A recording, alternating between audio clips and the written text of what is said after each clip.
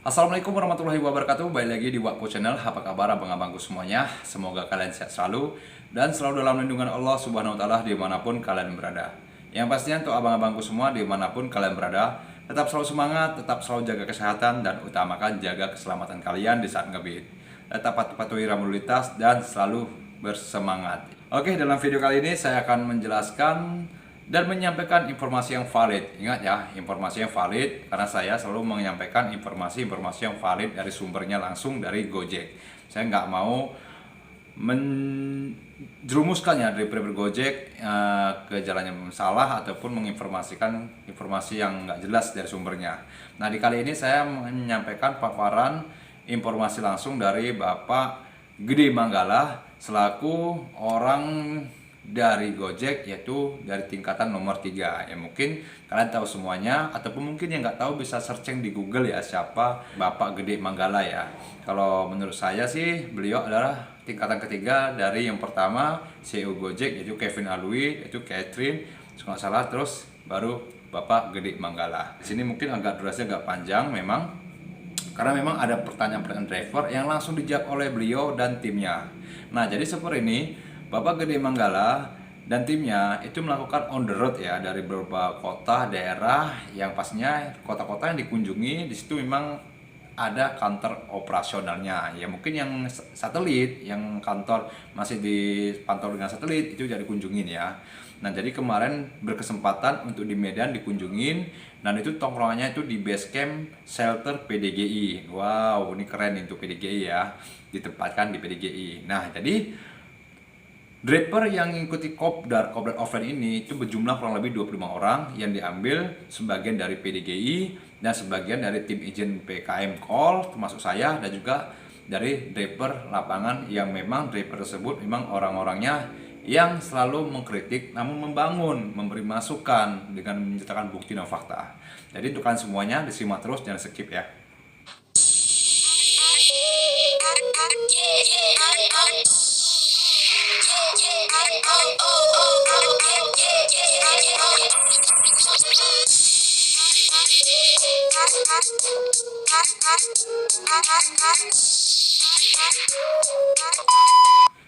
Nah, jadi kawan-kawan semuanya, di sini saya nggak menyampaikan tentang bagaimana cara buat gacor dan sebagainya ataupun pamer poin ya. Saya kedapatan juga ya, saya itu enggak. Mungkin next berikutnya saya akan menampilkan pendapat saya. Namun di kali ini memang saya lagi belum fokus ngebit, hanya saya ngebit hari ini fokus dengan pendapat, alhamdulillah. Besok udah off, besok ngebit lagi. Namun akun saya masih taraf stabil gitu ya. Nah, di sini memang ada pertanyaan-pertanyaan yang mana dalam waktu kopdar offline, setelah kita makan bareng, setelah kita minum bareng, setelah itu kita ada waktu sisa kurang lebih 3 jam, kita coba melakukan tanya jawab. Ya, jadi kita dikasih kesempatan untuk bertanya terkait dengan isu di lapangan. Apa saja yang perlu memang harus evaluasi ataupun perlu dibenahin. Nah, jadi memang di sini banyak kali pertanyaan-pertanyaan yang datangnya dari memang tim yang ngumpul tuh ya, ada driver. Nah, di sini ada juga ketua-ketua komunitas. Nah, di situ kita kasih kesempatan bertanya. Di sini kalian nggak simak dan didengarkan. Oke. Nah, di kali ini pertanyaannya memang datang dari langsung Ketua Pipin, yaitu beliau adalah Ketua PDGI Medan. Nah, di sini beliau tanya permasalahan tentang blast order. Nah, bahasanya memang untuk blast order menurut Bapak Gede Manggala ini bukan terjadi di Medan saja, namun di beberapa daerah yang beliau kunjungi semua mengeluhkan hal tersebut. Itu suatu isu yang benar-benar lagi di garis bawahin, yang memang perlu cepat dievaluasi. Namun segmen beliau tentang blast order itu segera akan dibenari ataupun dievaluasi. Semoga ke depan hari ini tidak ada blast order lagi.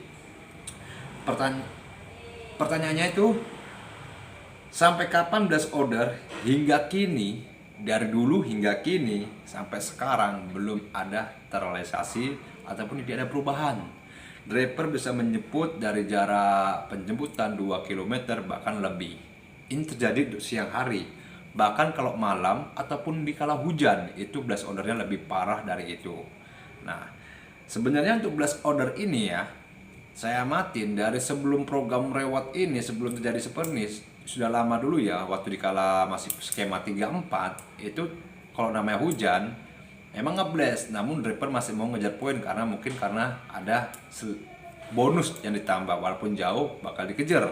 Nah di kalau ini karena memang programnya reward, driver lebih baik enggan untuk menjalankan. Mungkin faktanya juga driver udah ngerti bahasanya kalau di kalau hujan itu terjadinya resiko kecelakaan lebih banyak. Karena apa? Jalan licin ataupun mereka tidak mau ambil resiko tentang orderan yang dibawa, baik pun GoSend ataupun GoFood itu jadi rusak di kala hujan.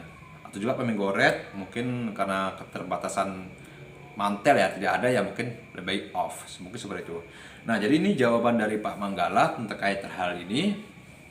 Beliau menyampaikan ini adalah blast order ini memang bukan suatu hal yang jarang ditemui. Bahasanya menurut beliau semasa dia on the road dari beberapa kota, beliau menyampaikan semua yang ditemui di saat kopdar offline yang pertama ditanya driver tentang blast order.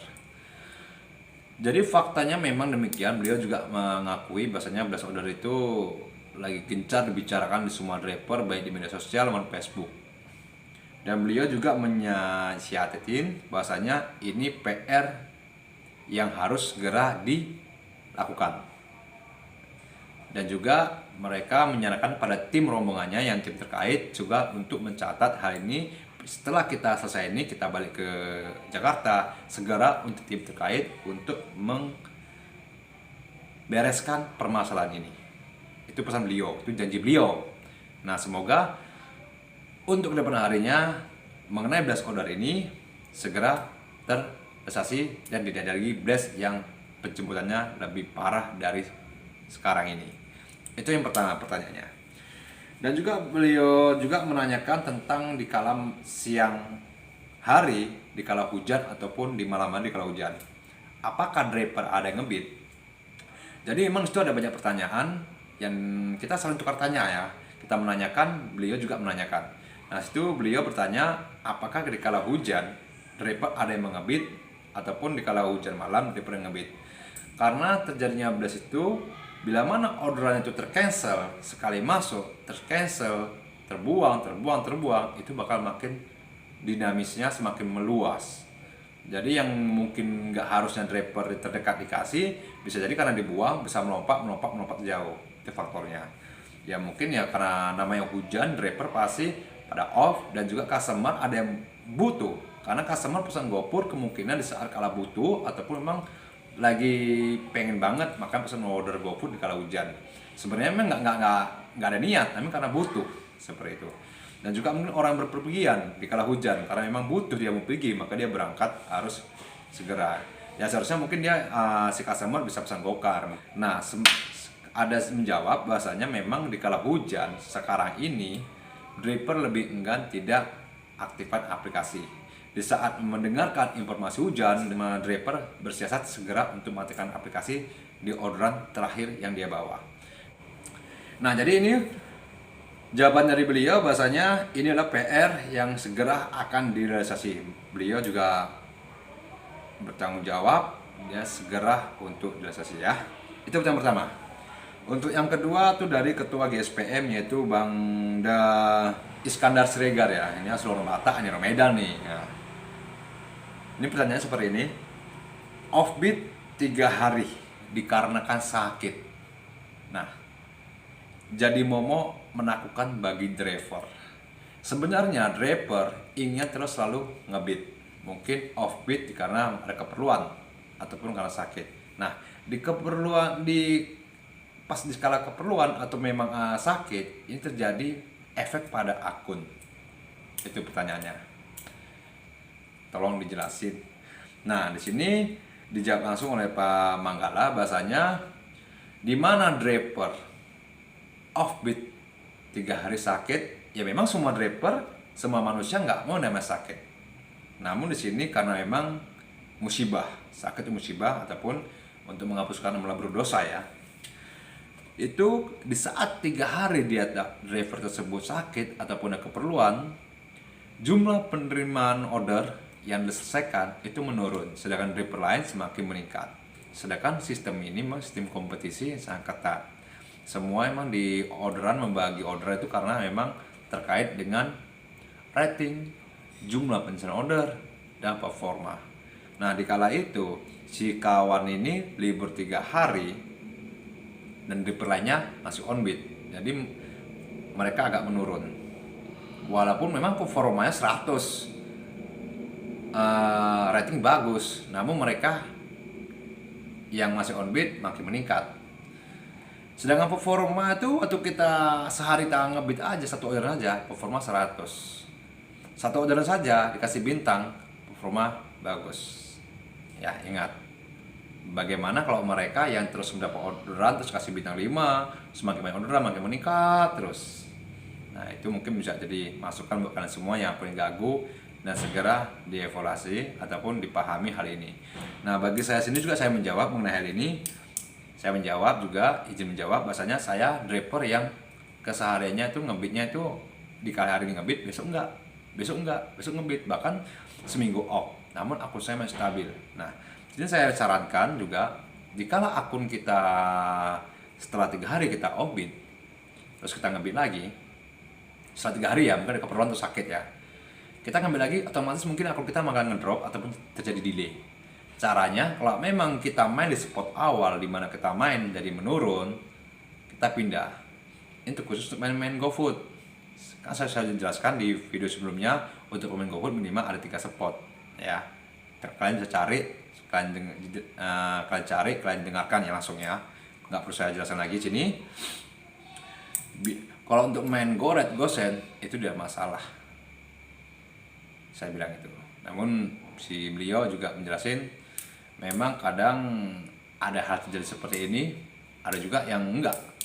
Banyak driver kadang yang stabil tiba-tiba ngedrop. Ada juga driver yang libur panjang tiba-tiba ngedrop seperti saya.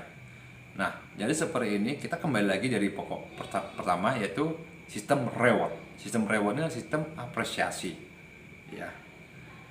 Kita kerja bagus, pelayanan kita bagus, rating kita bagus, ya pasti dong sistem rekomendasi. Nah, jadi di sini sistem kita ini memang sistem reward yang memang harus betul-betul dipahamin.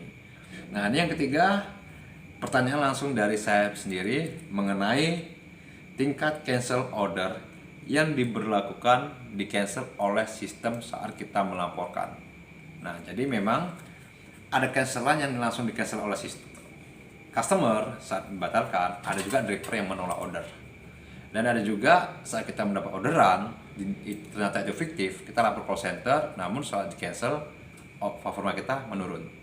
Nah, jadi harapannya semua driver bila mana mendapati orderan fiktif, setelah dilaporkan melalui call center ataupun menu bantuan, harapannya yang saya minta untuk tidak diturunkan performa. Karena apa? Driver saat mendapat orderan pasti senangnya bukan main. Betul nggak, kawan? Saat kita chatting melalui kirim pesan atau via telepon, si customer menjawab dengan pesan aplikasi dan titik pengantar sesuai. Driver udah mulai tenang dan driver membelanjakan, mengambil makanan langsung mengantar. Di saat ke titik pengantaran, si customer hilang bagaikan telan bumi. Otomatis driver udah memikir bahasanya fiktif. Setelah menunggu beberapa jam, si customer nggak muncul dan driver menghubungi call center. Saat menghubungi call center, ingat ya, ini bukan kesalahan driver, ini suatu keusulan si customer. Kalau mungkin kesalahan driver, mungkin driver oke lah di turun performa. Ini bukan murni kesalahan driver, katanya. Kenapa saat dilaporin orderan tersebut sehingga di cancel, performa si driver menurun? Yang pertama, bukan itu saja. Yang kedua, tidak mendapat ongkos. Yang ketiga, rugi di waktu. Yang keempat, tidak mendapat poin. Nah, ini ya, 4 permasalahan saat terjadi orderan fiktif. Harapannya semua driver, karena ini pesan ini amanah dari beberapa driver saya jumpain, harapannya demikian. Setiap terjadi hal ini, harapannya performa jangan turun, ataupun bisa dikasih poin, ataupun bisa jadi dapat ongkos. Nah, jadi jawabannya Beliau juga mendengar hal ini, namun jarang-jarang mendengar. Dan semoga hal ini saya catat dan ke depan harinya saya coba untuk tindak lanjutin. Apakah bisa untuk diberikan performa kembali ataupun bisa digantikan dengan ongkos ataupun dari lainnya yang mengurangi tidak membangkang driver. Karena ini murni bukan kesan driver. Saya tanya lagi, kami akan terima bila mana orderan itu kami buang ataupun kami lewatkan saat mendapat order. Itu kesalahan kami ataupun kelalaian kami karena kami nggak siap. Ini karena bentuk keusilan si customer. Nah, beliau menindaklanjuti hal ini dan telah mencatat, semoga direalisasi. Oke. Nah, di sini yang keempat itu tentang gosen. Ini pasti bukan di Medan saja, sempat terjadi viral di Jakarta tentang akuarium, gitu ya. Gosen yang dikirim akuarium. Nah, sebenarnya gosen itu yang harus dikirimkan itu harus sesuai dengan dimensi, baik panjang maupun lebar ataupun beratnya. Itu ada ukuran khusus yang mana bila mana tidak sesuai tidak bisa dikirimkan. Namun di sini hal jadi banyak tingkatan, katanya laporan ini banyak diterima tentang mungkin kemarin ambil akuarium, banyak laporan bahasanya menolak, tapi ada driver juga yang menjalankan satu. Jadi gimana, karena pelaporannya tingkat laporan dengan yang menjalankan, yang menolak atau menjalankan itu sama.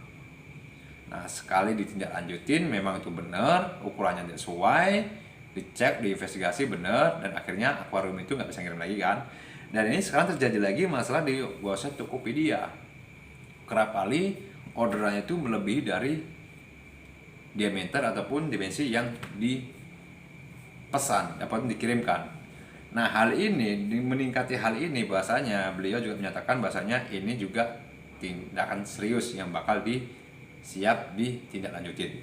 Karena memang beliau sudah melihat fakta-faktanya dan harapannya beliau juga menyarankan kemungkinan nantinya ada fitur yang memang bisa untuk melaporkan. Misalkan saat mendapat orderan yang sesuai, itu akan bisa difoto, nantinya coba difoto namun dijelasin dan orderan akan di-cancel, tidak akan terbang lagi dan performa driver tidak akan turun. Seperti itu. Itu jawabannya. Semoga segera direalisasi. Nah, jadi memang ini adalah 1, 2, 3, 4. Ini pertanyaan yang memang disampaikan oleh driver-driver yang kemarin. Bahasanya memang banyak pertanyaan, namun di sini saja yang sering kita temuin ya, yang sering ketemuan sehari-hari. Dan di sini semoga apa yang disampaikan bukan di sini saja, ya mungkin dari pas Kopdar Offline di Jakarta ataupun yang disampaikan oleh tim Bapak Gede Manggala Jakarta, di Surabaya dan sebagainya, masukan yang saya bangun semoga segera direalisasi dan driver kerja enak, nyaman dan juga tidak ada masalah. Itu harapannya. Ya semoga Gojek ke depan harinya lebih baik lagi dan lebih bagus. Dan juga mungkin ada program-program yang memang bisa untuk mensejahterakan si driver. Oke.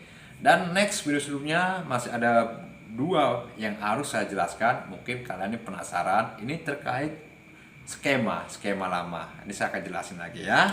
Dan juga ada program yang mungkin akan kalian suka dan mungkin kalian nggak suka. Nah, jadi program tersebut next video sebelumnya ya. Oke, sekian dan terima kasih. Wassalamualaikum warahmatullahi wabarakatuh. Salam satu aspal.